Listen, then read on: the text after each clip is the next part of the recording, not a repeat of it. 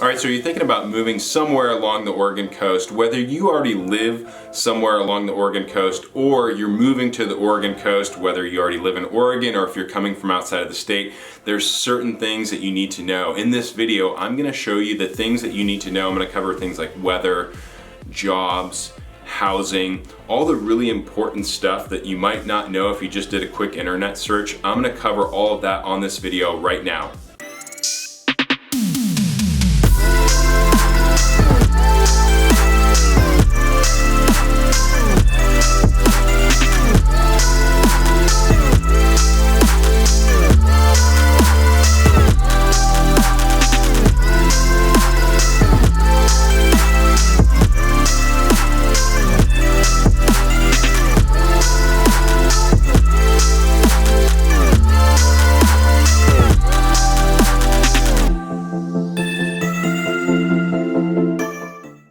Hey everyone, Seth Marchant with the Home Team Brokers here, coming to you from the beautiful Oregon coast. If you're new to this channel, living on the Oregon coast, we show you what it's like to work, play, eat, sleep, all the pros and cons, and in this case, things that you need to know when you're living along the Oregon coast. Hit the subscribe button, tap the bell, make sure you get notified each time we drop a new video. We get people reaching out all the time that want to move along the Oregon coast, and we always love to hear from you. So give us a call, send us a text, shoot us an email. You can even click the link below to schedule a Zoom with us. No matter how you want to get in touch with us, we'll be here for you when you want to move along the Oregon coast. And if you already live along the Oregon coast and maybe there's something that you see that you feel like people absolutely need to know that we missed, leave it in the comments. We'll check it out. Maybe we'll include it for the next video. All right, the first thing that you're going to want to know if you're moving somewhere along the Oregon coast is that there's 363 miles of coastline. There's a lot of towns, a lot of small towns. Even the bigger towns aren't that big, but you're going to find some differences between those towns. The Oregon coast is sort of broken up into three segments: the northern Oregon coast, the central Oregon coast, and the southern Oregon coast. And there are some big differences between the towns in the northern Oregon coast and the southern Oregon coast, and the central kind of falls in between. So when you're looking to move along the Oregon coast, you're going to want to find the perfect town for you. All right, so what are some of the differences and how do those differences kind of affect what the lifestyle is like in those towns? I'm going to take Astoria, which is the largest northernmost town on the Oregon coast. It's in Clatsop County. It's like right up there on the border with Washington. And I'm going to compare that to Brookings, which is the southernmost town and right there on the border with California.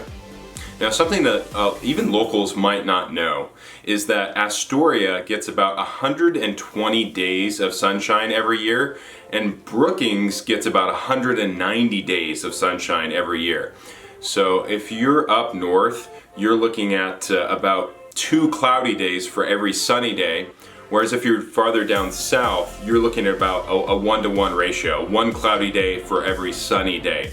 So if you like the sun, if you like to get that vitamin D, you're probably going to want to look at being farther south. As far as the temperature goes, it really actually doesn't vary too much.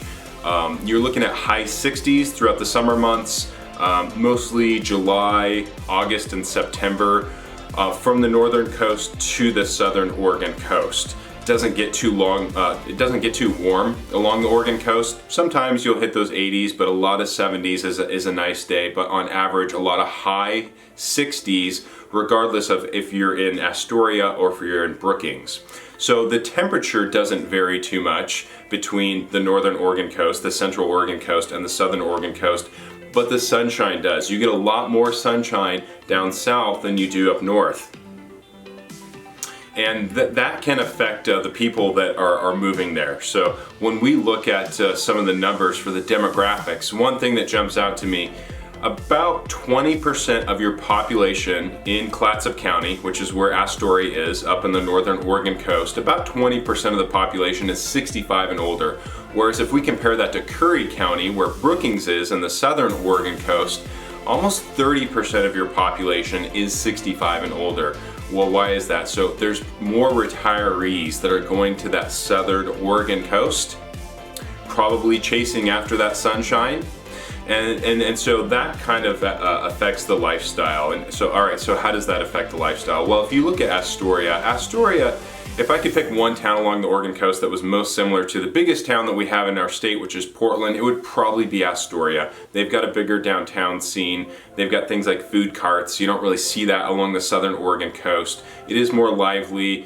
You know, it's a little bit hipper. It's got a little bit more of that Portland feel to it. Whereas if you contrast that to, say, Brookings is a little bit quieter. Things tend to close a little bit earlier. There's not a lot of nightlife.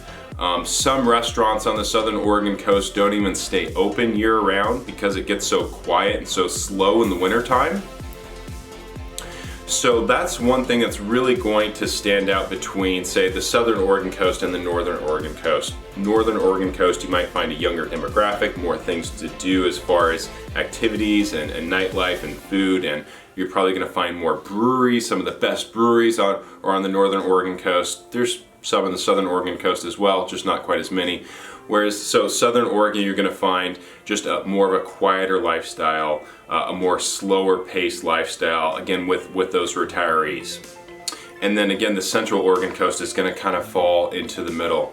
So you want to keep that in mind if you're looking for the perfect place to live along the Oregon coast. It's going to be different in the north than it is in the south. So if you want something maybe a little bit quieter and you really value seeing the sun more often, you're kind of getting that northern California weather, you might want to find a spot more along the southern Oregon coast. If you value things like shopping and restaurants and a little bit more nightlife, you might look to the northern Oregon coast if you don't mind maybe not having quite as much sun. Again, the temperature doesn't vary too much. You're looking at high 60s from the northern Oregon coast to the southern Oregon coast. It doesn't get too cold. Usually don't hit freezing temperatures. Usually you're looking at high 40s to low 50s throughout the year. Again, whether it's the northern Oregon coast or the southern Oregon coast. So the weather is really going to kind of dictate where the people are going, and the people that live there are kind of going to dictate the lifestyle. So understanding that can kind of help you maybe navigate to where the best town is going to be for you along the Oregon coast. And so you're going to find a lot of variation between some of these towns as far as how often you're seeing the sun, what the lifestyle's like, you know, how many restaurants and how much shopping is in those areas. Now, another thing you're going to want to know if you're going to live along the Oregon coast is you're going to want to know where your local evacuation route is. Well, what are you evacuating for? Tsunamis. Okay, so what does that look like? Well, there's one main road. It's called Highway 101 that goes up and down the Oregon coast. It's one of the most beautiful scenic drives that you can take along the Oregon coast. That does go down into California too. If you can ever make that drive, it's beautiful. But you'll see along the 101 tsunami signs for evacuation routes. There's something called the Big One. Most people in the Pacific Northwest have heard about that. It's referring to a supposed earthquake that's long overdue. Apparently we get a really big earthquake, like we're talking like an 8.0 or a 9 or something like that, every couple hundred years. The last one was in 1700, so we're over 100 years overdue. And how do they know that? Well, geologists, they dig down into the ground and they can see back, I guess, about 10,000 years or so. And so they can see by taking samples of the ground, they can see when there's been earthquakes and when those earthquakes have created tsunamis. And I guess on average, the past 10,000 years, there's been about one big one every 200 years or so. And again, the last one was in 1700, so we're overdue for that. It doesn't mean that it's going to come tomorrow, might not come in our lifetimes, but we know that it's happened in the past. And so we live in the Pacific Northwest. There's something called the Ring of Fire. If you Google search that, what it is it's a ring of volcanoes that goes all around the Pacific. It goes all the way out to Hawaii. And those volcanoes sit along fault lines, and there is a major fault line along the Oregon coast, goes down along the California coast as well, and up Washington and into British Columbia. And that fault line, I think it's called the Cascadia Subduction Zone, that fault line is what supposedly is going to create this next big earthquake, which could create a very large tsunami. Now, most of the towns along the Oregon coast are very close to the water. There's a lot of houses along the water, kind of like you might see in California. Some are sitting up on the cliffs, especially in southern Oregon around Brookings, but most are not. So if there were to be a massive tsunami, you're definitely going to want to know where you can head to find high ground to escape that tsunami. Again, that might sound like something that you don't have to worry about, or it's just not something that is actually ever going to happen. It seems surreal, but it is. Again, you do see those tsunami signs. They're there for a reason. So it is something that you're going to want to take into account if you're going to live somewhere along the Oregon coast. We keep life jackets at our house, even though we don't have a boat. It might sound silly, but if you've ever seen a tsunami before and how fast that water comes in and how far that water goes, I mean, it's just unstoppable. So it'd be a good time to at least have a life jacket. So if you're going to live along the Oregon coast, you're going to want to know where your tsunami evacuation routes are. All right, the next thing, of course, if you're going to live somewhere, if you're buying a home, you're going to want to know about the housing market. And the housing market in Oregon is similar to most of the country. We have very low inventory, so it's a great time for sellers. They're selling their house quickly and probably for a price that they like to sell it for, that makes them happy.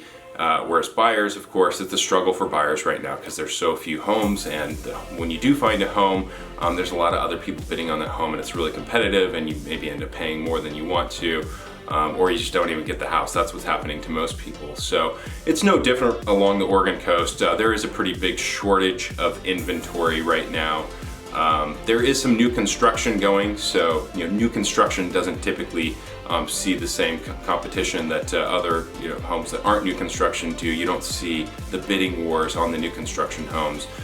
In the state of Oregon, in the places that are really hot, like around certain places in Portland, the average home might get a dozen bids and might go for something like 10% over asking. That's kind of what we've been seeing for about the past year.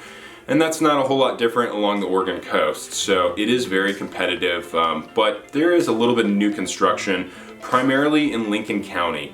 I think for the rest of the counties, there's probably not currently there's probably not more than a dozen new construction homes on the market. Some of the counties, there's maybe only a couple, but in Lincoln County, there is a builder right now that has dozens of new construction homes that they're building. So if you don't want to have to compete with other buyers that are driving up the cost of a home by having bidding wars, you might look to new construction. If you're not looking to new construction, it is again going to be very competitive. That's part of what we're here to help you with, though, the Home Team Brokers. So what you're going to want to do is, if you're thinking about moving along the Oregon coast, you're going to want to start your search maybe a little bit earlier than you had previously planned. You're really going to want to nail down what's going to be available to you depending on your budget. Once you figured out where you want to live, what's going to be available as far as the inventory. Like I said, if you want new construction somewhere, say along the southern Oregon coast, there's just not much of it there right now. There's lots, you can build. There's not a ton of new construction homes that are currently on the market. Again, Lincoln County right now, which is where Lincoln City is going to be your best bet. But either way, you're probably going to want to start your search a little bit earlier than you had planned. The housing market has slowed down a little bit recently. Who knows what direction it's going to go. It's probably not going to slow down a ton, so we don't expect things to change too much. So start your search a little bit earlier. Try and figure out what it is that you're looking for. And then once you can kind of do that, that will help to guide you to find that perfect home. And again, that's part of what we're here for, and you can reach out to us when you're ready to start your search. All right, the next thing that you're going to find along the Oregon coast that you should probably know about is there's a lot of tourism along the Oregon coast. Really, from the northern to the central to the southern Oregon coast, you're going to find tourism. You're going to find people visiting from Oregon, from places like Portland, Eugene, Medford, which is in the south. And you're also going to find people from California or Washington, but you do find people from all over the country and all over the world visiting the Oregon coast. The Oregon coast is really world renowned, so there's people that travel from all over the world to see the Oregon coast. So the tourism kind of drives some of the local businesses and some of the activities So you do have a lot of good activities. The tourism does help to support some of the local businesses along the Oregon coast towns. One of my personal favorite things to do on the Oregon coast is that's kind of a touristy thing, I suppose I would say. Some locals probably do this too, but maybe not that often. In Gold Beach, they have jet boats. If you've ever seen those jet boats, those are pretty popular these days. I think just about every major state that has water has some sort of jet boat excursions or tours. They have jet boats that start at the mouth of the Rogue River and go up the Rogue River about 80 miles or so, if I recall correctly. I've done it quite a few times. I don't recall exactly what, it's 80 or 90, maybe 100 miles or something like that. And you actually go into deep into the wilderness where there's no roads, no people. You usually see a lot of wildlife. So you get some stuff like that along the Oregon coast where there's kind of tourism driving things like, these jet boat tours and other types of activities, which is kind of cool because you do have a lot of things to do along the Oregon coast. And, one thing I kind of noticed along the Oregon coast that is kind of nice that you don't see in other places, especially around Portland, is that the traffic is really not that bad. Despite having tourism and having people traveling all over the world to Oregon and the Oregon coast, and people from within Oregon, places like Portland, traveling to the Oregon coast, the traffic is really not that bad. So it's not super crowded and packed. There's not tons of lines everywhere. It is still pretty slow and quiet along most of the Oregon coast towns. So I always found that nice to kind of escape the traffic if you're coming from a place that has a lot of traffic. Even though, again, you have a lot of tourism along the Oregon coast, you might expect things to be kind of busy and a lot of traffic, but it's not like maybe some other places where tourism is heavy, like in, say, like California, and you go to certain places where all the tourists go and there's just like lines out the door for everything. You really don't notice the tourism, but there are a lot of people that are traveling to the Oregon coast. All right, this next thing, this is really for more people outside of the state, and that is taxes. So the taxes might be a little bit different here than from where you're coming from. We don't have any sales tax, but our state income tax is a lot higher than most states. It's right under 10%. It's like 9.9 or something like that. Some states don't have any income tax, and the states that do, 9 is definitely on the higher side. So high income tax, but no sales tax. And if you're somebody that's really paying attention to taxes, you are going to find that it does vary along the Oregon coast. Your best county to save on property taxes if you're buying a home is going to be in the south, in Curry County. That's where Brookings is. I've mentioned Brookings a few times in this video. Southernmost town on the coast in Curry County. So taxes might be a little bit of a surprise for you. Higher income taxes, so if you're working, it's gonna hit you in your paycheck. But when you go buy stuff, when you see something that's, when you buy a loaf of bread, that's $3.99, you pay $3.99 for that. You don't pay that sales tax. So that's always nice. That's always annoying paying. You don't know what you're gonna pay for something when you've got sales tax. You travel to another state and you see one price listed, but then when you go to the register, it's you get that additional price tacked on. As an Oregonian, you're not really used to that. All right, and the final thing that you're really going to want to know when you move along the Oregon coast is you're going to want to be familiar with the job market. The average income along the Oregon coast compared to the rest of the state or compared to Portland on the Oregon coast is going to be on the lower side. It's not going to be quite lower if you compare that nationally, but if you're coming from inside of the state, it might be a little bit harder for you to find a job that has the same income along the Oregon coast than if you did, say, coming from a Portland or a Eugene or somewhere else from within Oregon. And there's not a ton of major employers along the Oregon coast. Really, none of the largest employers in Oregon are on the Oregon coast. So it's a lot of small businesses, a lot of smaller employers, and you might really have to look hard to try and find something that matches your income coming from another place. Again, whether it's within Oregon or coming from outside the state. The cost of living in the state of Oregon is a little bit higher than nationally. So if you're coming from somewhere like the Midwest or something like that, so you're gonna see costs be a little bit higher income might be a little bit higher if you're coming from, compared to like somewhere in the Midwest. But if you're coming from somewhere on the Pacific Northwest, it might be a little bit more difficult, again, to find that job that matches the income that you might currently have if you're not already living along the Oregon coast. So if you don't already live along the Oregon coast and you're thinking about moving there and you're not retiring, you're really going to want to take a hard look at what jobs are available, what are those salaries or what are those hourly rates, so that you can get the same income that you had before. And you might have to look for a little while. There's lots of openings. I checked Indeed. There's tons of places that are hiring along the Oregon coast. But again, if you're trying to find similar work to what you do coming from outside of the state or from somewhere else in Oregon, and you're trying to match that income, you might have to look pretty hard to do that. And the best thing to do is just to start your search a little bit earlier, kind of like I suggested with your home search. Because inventory is low, you're gonna wanna start looking earlier so you can really get a feel for the market. Same thing with the jobs. You're probably gonna wanna spend a little extra time. You're probably gonna wanna start your search a little bit earlier to really find the type of employment that you want, but also the income that you need. All right, so there's everything you need to know about living along the Oregon coast. For anybody that already lives along the Oregon coast, again, like I said in the comments, if you do see something that others should know, feel free and let us know, and we'll include that in your next video.